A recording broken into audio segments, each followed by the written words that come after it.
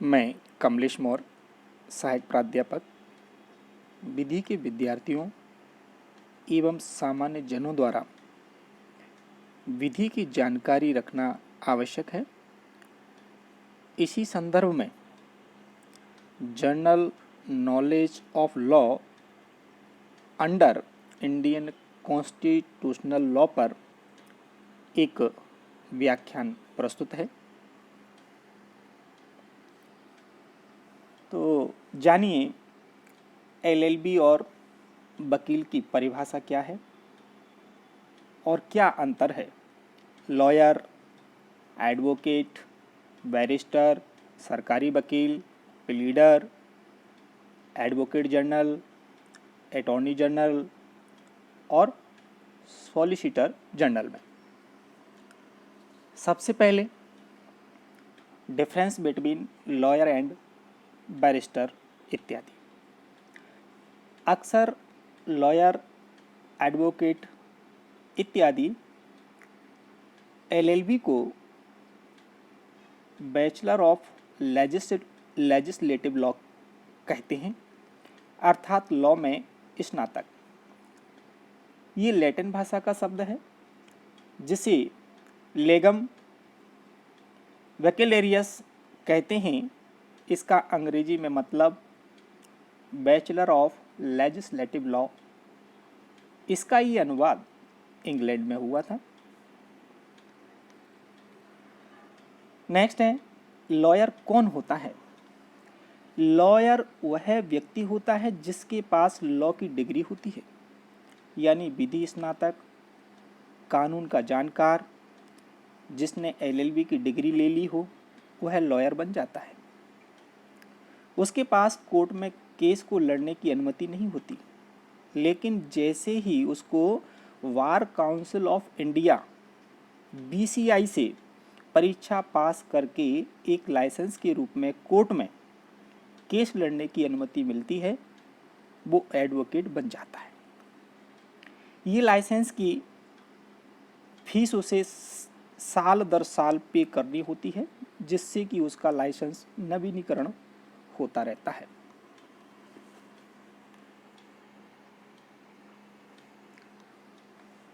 Next page पे देखेंगे advocate कौन होते हैं। जब एक लॉयर एलएलबी की डिग्री लेने के बाद अपना एनरोलमेंट अपने राज्य की बार काउंसिल में बार काउंसिल ऑफ इंडिया के नियम के अनुसार करवाता है, तो वो लॉयर से अधिवक्ता बन जाता है। उसे किसी भी पक्ष की तरफ से कोर्ट में केस लड़ने की अनुमति मिल जाती है।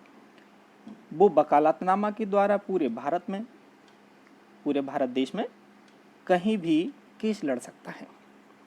अर्थात सीधे शब्दों में आप पहले लॉयर बनते हैं, फिर एडवोकेट।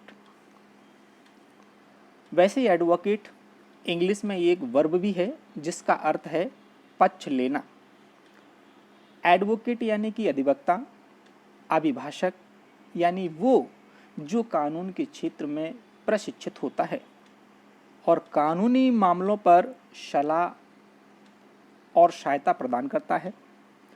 आधिकारिक वक्ता जिसके पास किसी की तरफ से बोलने का अधिकार होता है, जो कानून के क्षेत्र में प्रशिक्षित होता है और कानूनी मामलों पर सलाह और सहायता प्रदान करता है। एडवोकेट वह होता है जिसको कोर्ट में किसी एक व्यक्ति की तरफ से प्रतिपादन करने का अधिकार प्राप्त हो, अर्थात एक एडवोकेट एक पक्ष की तरफ से दलीलों को कोर्ट में प्रस्तुत करता है। नेक्स्ट, बैरिस्टर किसे कहते हैं। यदि कोई व्यक्ति लॉ की डिग्री विदेश से प्राप्त करे तो वे बैरिस्टर कहलाते हैं या कहलाता है। अपने देश की गुलामी के समय लोग इंग्लैंड से वकालत करके आते थे, तब से उन्हें बैरिस्टर कहा जाता था या कहा जाता है। एक एग्जाम्पल है कि जब महात्मा गांधी के परिवार के लोग चाहते थे कि वह बैरिस्टर बने, इसलिए वो 19 साल की उम्र में ही कानून की पढ़ाई करने के लिए लंदन चले गए थे और वहाँ पर उन्होंने लॉ की डिग्री ली, जो कि बैरिस्टर की डिग्री कहलाती थी। महात्मा गांधी दक्षिण अफ्रीका से होते हुए भारत बैरिस्टर बनकर लौटे थे। अर्थात बैरिस्टर एक तरह वकील का प्रकार होता है, जो कि विदेश से लॉ की डिग्री लेकर आता है और अपने देश में आकर अपना रजिस्ट्रेशन बीसीआई में करवाकर लाइसेंस लेकर आम कानून न्यायालय में अपनी प्रैक्टिस कर सकता है।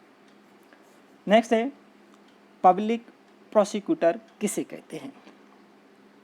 वह व्यक्ति जिसके पास लॉ की डिग्री है, जिसने बीसीआई की परीक्षा को पास किया हुआ है, एडवोकेट होने की क्षमता है और वो व्यक्ति राज्य सरकार की तरफ से पीड़ित का पक्ष लेता है, यानी कि विक्टिम की तरफ से डिस्ट्रिक्ट कोर्ट में पेश होता है, उसे हम पब्लिक प्रोसिक्यूटर यानी कि लोक अभियोजक या सरकारी वकील कहते हैं।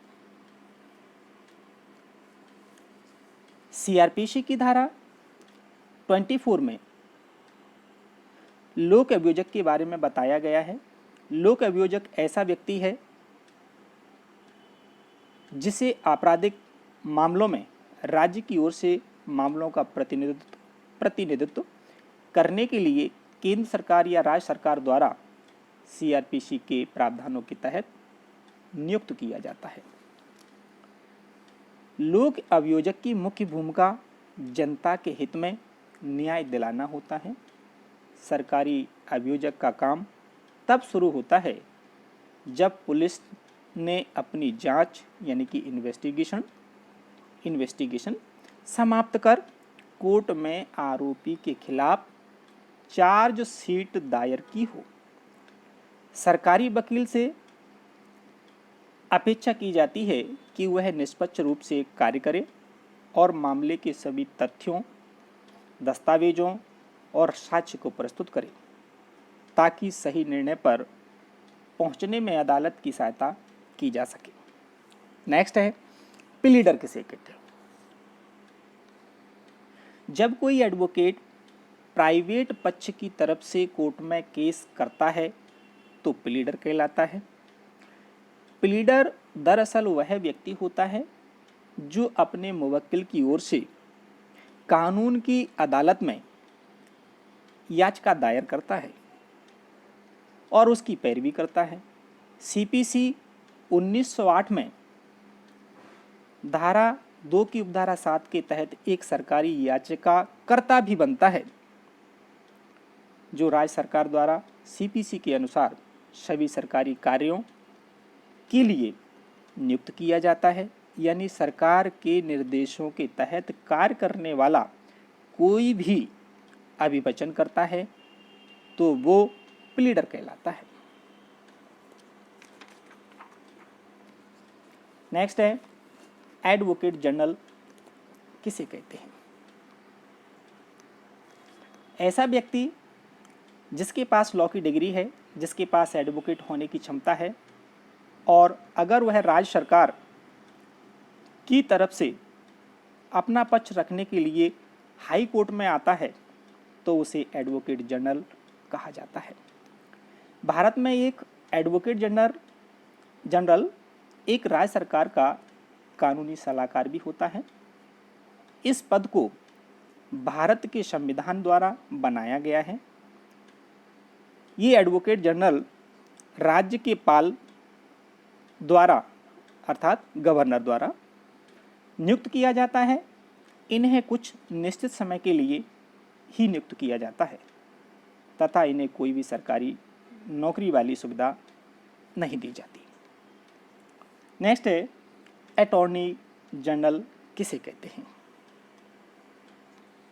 वह व्यक्ति जिसके पास कानून की डिग्री है, एडवोकेट होने की क्षमता है और अगर ये केंद्र सरकार की तरफ से सुप्रीम कोर्ट या फिर किसी हाई कोर्ट में उनका पक्ष रखने के लिए प्रस्तुत होता है तो वह महान्यायवादी बन जाता है।